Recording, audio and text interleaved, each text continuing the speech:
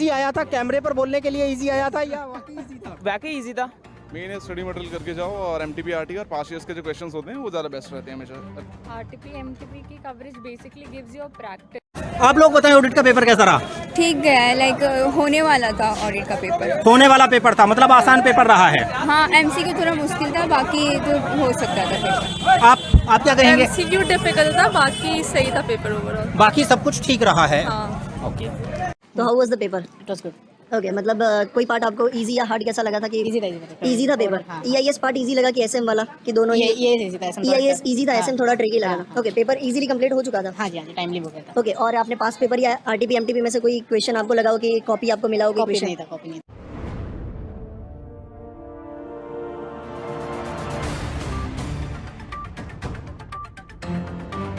Audit का paper आसान था, मतलब अगर जिसने पढ़ा होगा वो कर लेगा। या आसान रहा? आसान था, लेंदी नहीं था। लेंदी नहीं था इस बार का पेपर। अच्छा तो सारे क्वेश्चन ऐसे थे कि देखे दिखाए थे।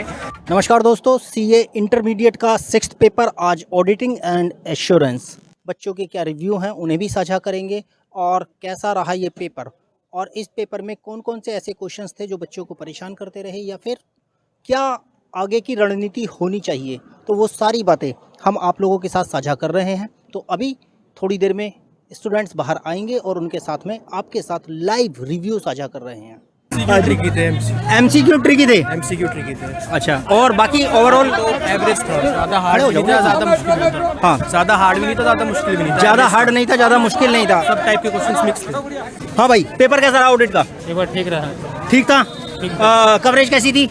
एवरेज। सारे क्वेश्चन ऐसे थे कि देखे दिखाए थे।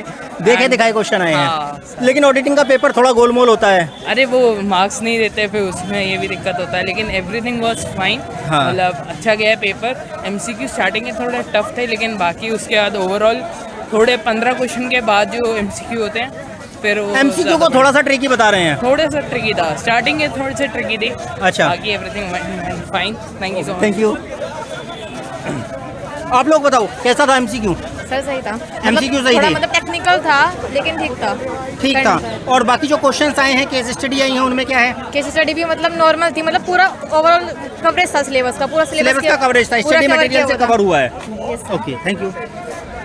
तो ये बताओ, ये जो ऑडिट का पेपर रहा, इस पेपर में जो ओवरऑल कवरेज है स्टडी मटेरियल से थी? हाँ जी, सबका स्टडी मटेरियल से थी। और एमसीक्यू को थोड़े से ट्रिकी बता रहे हैं। हाफ हाफ थे, मतलब इजी वाले भी थे और थोड़े से ट्रिकी भी थे। पेपर लेंदी रहा या आसान रहा? आसान था, लेंदी नहीं था। लेंदी नहीं था इस बार का पेपर। अच्छा था। तो जो ऑडिट का पेपर है वो आसान रहा है।